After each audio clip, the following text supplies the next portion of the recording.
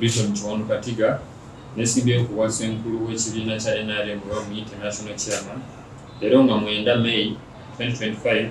yagasooka okulisaayo ababaddeko mu byalo nga balonda abasentebe baffe aba LC1 nange nabadde ekibuuka Jinja Northeyo Boma Budondo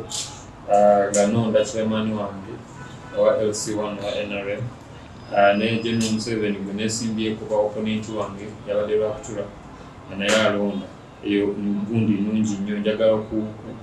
okwebaza bonna abalonze abantu bonna ba NRM njagala okubebaza nnyo mwebale kulonda mwebale eddala mwebale omulimu omulungi gwe mwakoze n'abasinze bonna ku levo zonna njagala okubebaza n'okubakumu okubayozayoza nti mwebale kuwangula kuba si kyangu akalulu kaba kazibu nnyo naye olaba mwawangudde njagala okubeeyanza. Ekirala nze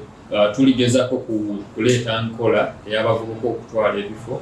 abavubuka kubanga twali tusoma nga batugamba you are the leaders of tomorrow ffe bakulembeze b'enkya naye kati enkya ye leero kati abavubuka tukulembeddwa mukama waffe muganda wange omukulu General Moses Kainerugaba n'abalala twesowolayo tutandike okuteeka mu bavubuka amaanyi basobole okugenda nga tebatya bagende ku bifo beesimbewo. So kati nze ndi kwesimbawo kuba national chairman kubanga muzeeyi wange jjajja wange General Museveni gwe njagala ennyo